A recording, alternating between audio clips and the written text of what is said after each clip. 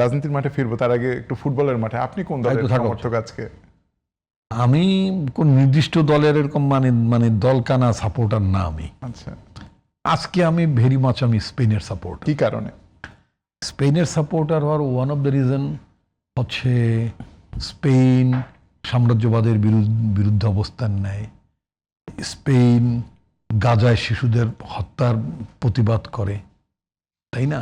তার কতগুলো international moral standing আছে। তার ইন্টারন্যাশনাল মোরাল স্ট্যান্ডিংটাকে আমি সমর্থন করেছি কম্পারেটিভলি।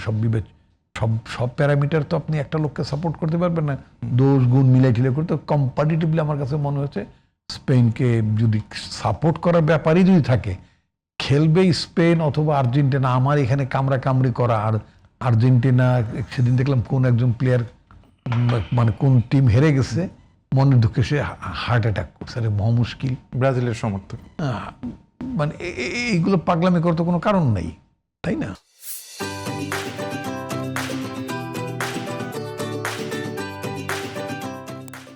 তো মাঝখান থেকে আপনার এই পুঁজিবাদী বিশ্ব দেখা গেল যে আর্জেন্টিনার পতাকা বানিয়ে জার্সি বানিয়ে, ব্রাজিলের জার্সি পতাকা বানিয়ে একটা বিরাট মাপের ব্যবসা করে গেল।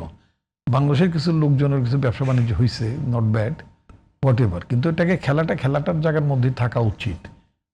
বাড়িতে বাংলাদেশের পতাকা না উড়িয়ে ব্রাজিলের পতাকা উড়ানো, আর্জেন্টিনার পতাকা উড়ানো অথবা অন্য দেশের পতাকা উড়ানো, এটা মানে আই ডোন্ট সাপোর্ট। যদি কেউ পতাকা উড়াইতে হয় তাহলে নিজের দেশের পতাকাটা আগে উঠাইতে হবে। এই পতাকাটা অনেক দামে কেনা।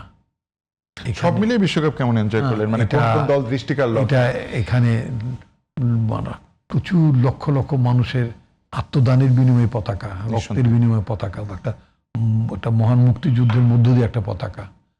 নিজের দেশের পতাকাটাকে সমুন্নত রাখতে হবে। তারপরে আপনি আর ব্রাজিল রাখতে চান খেলায়, স্পোর্টিভ স্পিরিট, ওকে, নো প্রবলেম। আর এইবার খেলাধুলা আমি তেমন একটা দেখি না, খেলা বুঝিও না তেমন একটা। সত্যি কথা বলতে কি আপনার দর্শকদের উদ্দেশ্যে বলতে চাই, বোদ্ধা সাজার কোনো কারণ নাই। তারপরে যে 2-4টা খেলা যা দেখলাম, তাতে দেখলাম যে এটা মানে এই ল্যাং মারামারি, যেটা পলিটিক্সে যেমন ল্যাং মারামারি, এটা একদম হাবিজাবি খেলা আর কি। হ্যাঁ, রেফারির পক্ষপাতিত্ব। এই জন্য আজকে স্পেনের কোচ দেখলাম গতকালকে বোধহয় একটা কঠোর হুঁশিয়ারি দিচ্ছে রেফারিকে, যে মানে ফাউল রেফারিং এর বিরুদ্ধে করছে। কিন্তু আমরা দেখছি আর্জেন্টিনা অ্যান্ড মেক্সিকোর মধ্যে যে খেলাটা হলো, সেই খেলা আমি তো বেশ একটা খেলা দেখে নিশ্চয়ই এরকম এই ধরনের মানে ফাউল রেফারি আরো ছিল বোধ হয়। তো দেখলাম যে মিশর এবং আর্জেন্টিনার মধ্যে খেলার মধ্যে রেফারির রোল, মানে আমি খেলা বুঝি না, তারপর আমার কাছে মনে হয়েছে খুব জাস্টিফাইড মনে হয়নি, হোয়াট এভার।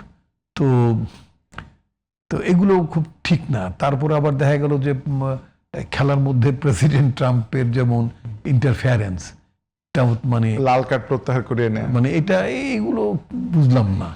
বড় দেশের ক্ষমতাসীন, মানে অনেক বড় ক্ষমতাধর রাষ্ট্রের প্রেসিডেন্টের অনেক ক্ষমতা।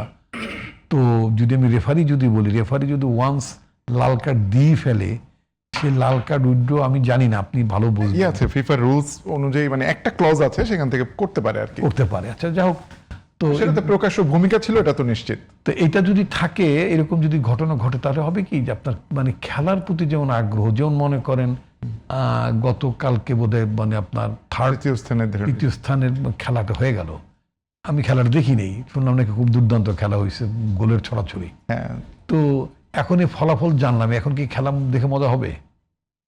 ফলাফল জানার পরে খেলা দেখে মজা হয় না। তেমনি আপনার যদি এই খেলা নিয়ে যদি মানে অনেক বেশি বিতর্ক হয়, তো সেটা নিয়ে মানুষের একটা পর্যায়ে মানে এই ওয়ার্ল্ড কাপ নিয়ে যে মানুষের যে উন্মাদনা, তাই না? আজকে তো আমার মনে হয় অনেকেই রাত জাগবেন, কালকে কর্মঘণ্টা অনেকেরই কমে যাবে, বিশেষ করে সরকারি কর্মকর্তারা। তারা সে উপায় খুব কম, কারণ প্রধানমন্ত্রী যেভাবে 9টার মধ্যে অফিসে ঢোকেন, তাতে সরকারি কর্মকর্তাদের সেই জায়গাটা কমে আসছে। আপনি যেভাবে আসলে বিশ্বকাপকে চিত্রিত করলেন, আমাদের রাজনীতির সঙ্গে যে কি দুর্দান্ত মিল, মানে ক্ষমতাধরদের রাজনীতিতে প্রভাব, তারপরে হচ্ছে গিয়ে ফাউল রেফারিং, বিশেষ করে জামাত মানে কিভাবে নির্বাচনের সময় যারা রেফারি ছিল তাদের বিরুদ্ধে কি করে অভিযোগ করে।